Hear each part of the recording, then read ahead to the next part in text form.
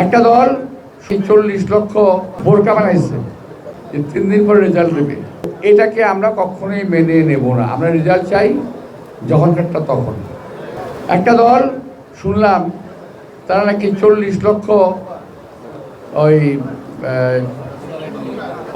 কি বলে এটাকে বোরকা বানাইছে, অর্থাৎ পুরুষ ছেলেরা মহিলাদের ভর্তি দিয়ে যাবে, এমনও হতে পারে। যদি হয় এটা আপনাকে ধরে ফেলতে হবে। বোরকালা মহিলা শ্রদ্ধা করি, আমার মা বোরকা পড়তেন, কিন্তু বোরকা পরে ফল পড়তে আসবেন, এটা আমরা সহ্য করব না। এটাকে ধরতে হবে, এটা মাথায় রাখবেন একটু আপনারা। এটা 1 নম্বর। আরটা হলো কার সমর্থনে কিসের আশায় নির্বাচন কমিশনের কিছু কিছু লোক বলতেছে নির্বাচনের রেজাল্ট দিতে 3 দিন সময় লাগবে। কেন ভাই? সারা জীবন নির্বাচন হলো, 4 5বার এমপি হলাম, সকালে ভোট দেওয়া শুরু হয়েছে, সন্ধ্যার সময় রেজাল্ট নিয়ে ঘরে ফিরেছি, আর আপনারা বলছেন 3 দিন লাগবে। কেন? কাকে জিতাতে চান? আমি জানতে চাই তারা কাকে জিতাতে চায়। নির্বাচন কমিশনে এবং সরকারে এখনো কিছু কিছু লোক ঘাপটি মেরে বসে আছে, যারা এই দেশের স্বাধীনতা, সার্বভৌমত্ব, বাক স্বাধীনতা, গণতন্ত্র তাকে ভুলুণ্ঠিত করতে চায়। আমাদের সেই লোকগুলোকে বাছাই করতে হবে, এখন থেকে তাদের বিরুদ্ধে ব্যবস্থা নিতে হবে। আমি সরকারকে অনুরোধ জানাবো, যারা এমন কথা বলেন এর পিছনে কি উদ্দেশ্য আছে সেটা দয়া করে আপনাকে বের করবেন। 3 দিন কেন লাগবে আমি জানি না। এটা কি আমাদের মহাদেশ? আমার একটা দেশ, ছোট্ট একটা দেশ, সারা জীবন নির্বাচন করেছি, বিকালবেলা সন্ধ্যার মধ্যে ভোটের রেজাল্ট হয়ে গেছে।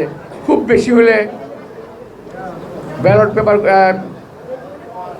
2 ঘন্টা দেরি হয়েছে, 2 ঘন্টা ম্যাক্সিমাম, কিন্তু এখন বলছেন 3 দিন লাগবে। তার মানে হলো হাসিনা করছিল এক স্টাইলে, আপনারা করতে চান আর এক স্টাইলে। আমার বক্তব্যটা দয়া করে রেকর্ড করে রাখবেন, কথাটা আজকে আমি বলছি। যদি 3 দিনে তারা ভোটের রেজাল্ট দিতে চায়, যদি 24 ঘন্টা তো নয়, 12 ঘন্টার বেশি দেরি করে,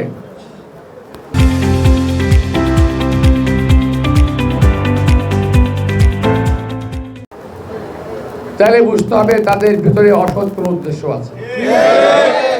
আমরা কোনো অসৎ উদ্দেশ্যকে প্রশ্রয় আমরা দেব না। দরকার পড়লে নির্বাচনের আগেই আমরা আন্দোলন করে তুলব। কোন রকম অসভ্যতা, কোন রকম ফাইজলামির কারণে এই দেশের মানুষের অর্জিত গণতান্ত্রিক অধিকারকে আমরা কারো হাতে ভুলুণ্ঠিত হতে দেব না, কোনো আমলার হাতে ভুলুণ্ঠিত হতে দেব না। আমার এই কথাটা শুনলাম আমি, যে 3 দিন পরে রেজাল্ট দেবে, তো এটাকে আমরা কখনোই মেনে নেব না। আমরা রেজাল্ট চাই যখনকারটা তখন।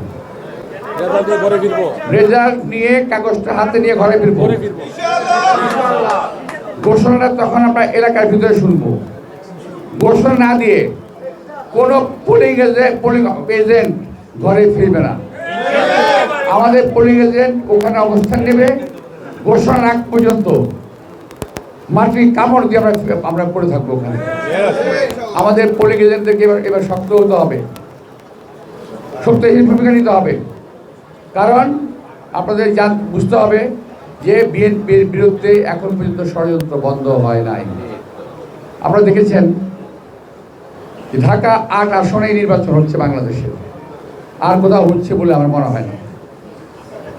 এমন একটা অবস্থা করে ফেলছে, তাই না? কারণটা কি? তারা এমন একটা কিছু করতে চাচ্ছে, এখানে একটা অবরণ করাতে চাচ্ছে, যাতে একটা আসনকে কেন্দ্র করে বাংলাদেশের নির্বাচন বন্ধ হয়ে যায়। আমি অকথ্য গালিগালাজ সহ্য করে মাটি কামড় দিয়ে আমার কর্মীদের নিয়ে পড়ে আছি। আমি কোনো শব্দ করছি না। আপনারা খেয়াল করেছেন আপনারা? সে মেডিকেল হসপিটাল থেকে শুরু করে অদ্যাবধি আল্লাহ তাআলা আমাকে যে ধৈর্য দিয়েছেন, আমি পরম করুণা আল্লাহ তাআলার কাছে অনেক কৃতজ্ঞ যে আমাকে উনি এই বয়সে সহ্য করার শক্তি আমাকে দিয়েছেন। আমি সহ্য করছি, কিন্তু ধৈর্যের বাঁধ ভাঙবেন না। আমি একটা কথা বলতে চাই, আমরা একটা পরিচ্ছন্ন নির্বাচনে বিশ্বাসী এবং পরিচ্ছন্ন নির্বাচন করতে চাই। বিএনপির সময় যে করা নির্বাচন হয়েছে, দেশ নেত্রী বেগম খালেদা জিয়ার সময় যে করা নির্বাচন হয়েছে,